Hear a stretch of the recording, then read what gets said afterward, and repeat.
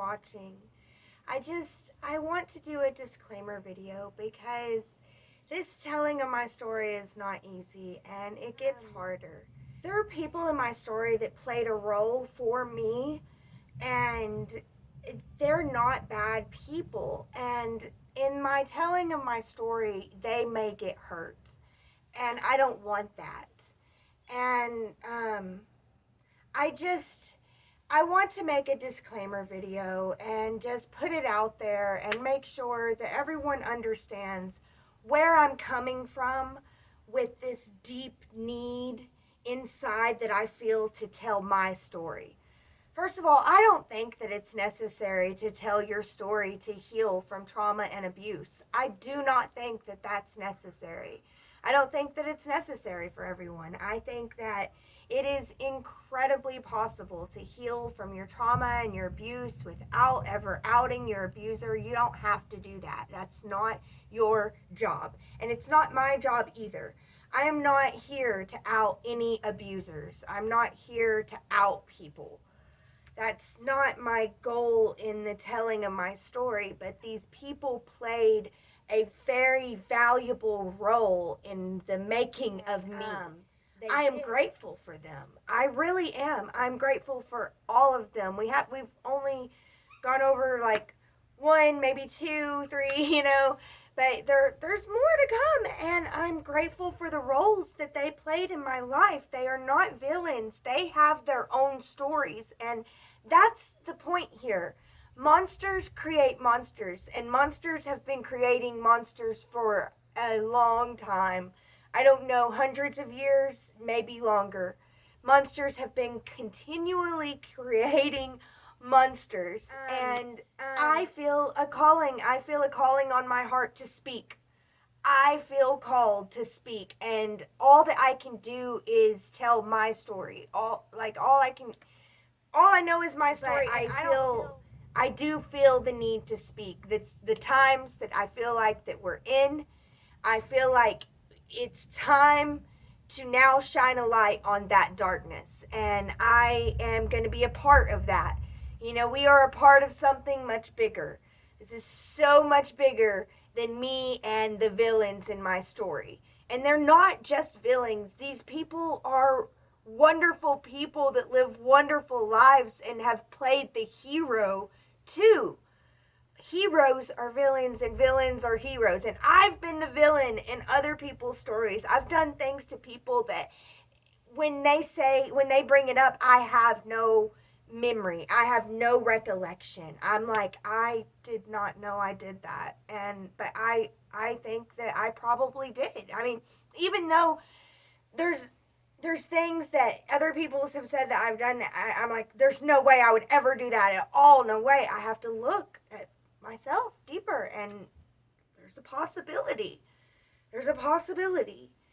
So I have also been the villain, and there's people's stories who they remember me playing a bad role, and I bet I did. So there is a quote by Anne Lamott that says, "You own everything that happened to you. Tell your story. If people wanted you to write warmly about them, they should have behaved better." And, she writes this quote because people write books about their abuse. People don't really speak about it like I am, but it's a new age. It's a new time. And honestly, writing a book is just the same as making a YouTube story of your story. It really is. I've talked to people that have written a book and have gone through the same things that I'm going through, and they give me strength, and they give me wisdom and understanding, and I'm grateful for them. And so I'm grateful for her quote. She's right. If people wanted me to speak warmly about them, they should have treated me better. But at the same time, if I wanted certain people to speak warmly about me, I probably should have treated them better. I understand that. What goes around comes around, and I do deeply understand that. My story is meant for healing. It's meant to heal me for my healing, my growth. It's meant for the healing and the growth of my bloodline. And it's meant for the healing and the growth of the collective. And that's why I tell my story. This isn't about anyone else. It's about healing. It's not about revenge. It's not about getting back and, I'll show you, finally, I can tell my story. No, this is about let us heal. Okay? We've all endured a lot. And I didn't endure a whole lot. I actually had a very, very lucky childhood. A very lucky childhood compared to many others. I was blessed in many ways in my childhood. So it's not about that. It's about healing. I hope that the ones that played the villain in my story understand that. And I do love them. I love them so much. And I'm so grateful. I'm so grateful for all that they've done and taught me. All of them have taught me many, many things, many lessons. Made me stronger, wiser. Deciding to share my story was a long, long process. And I really have prayed about this for many, many, many years. Many years. And this is so much harder than I ever thought that it would be. And it requires a lot of patience.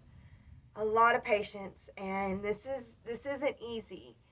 It's not easy to do. There are many things about my story that I have been denied.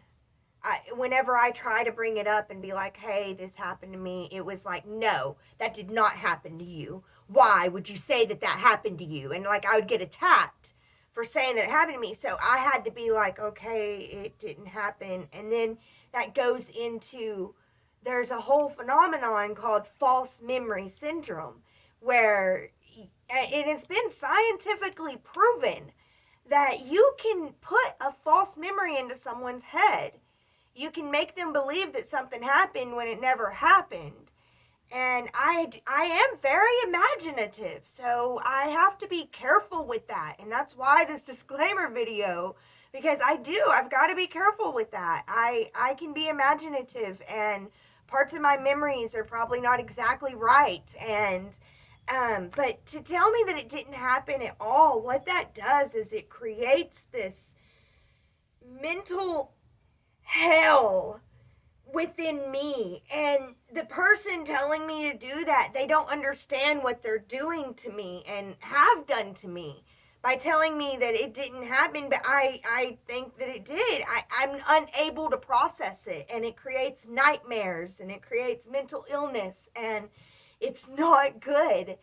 And so whether these memories happened or not, I'm putting them out there because I have them, and I've got to they've got to come out. They've got to. I can't just pretend that these horrific things didn't happen to me. Maybe if I wasn't denied for so long, maybe if I was heard, maybe if some empathy, like I was a human, if I was treated like I mattered. Maybe then I wouldn't feel the need to say it so loud. No one will stop me anymore. I have found my voice. I figured out that I do matter. That's what this is There is a about, part of partly me too. that matters.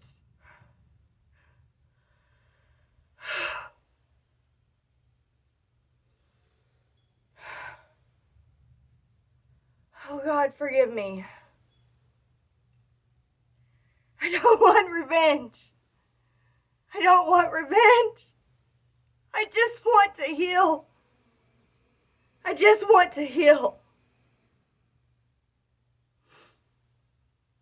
And I hope that I can help others heal. I want to heal my bloodline too.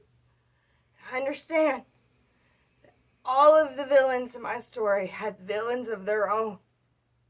Monsters create monsters, but it's got to stop.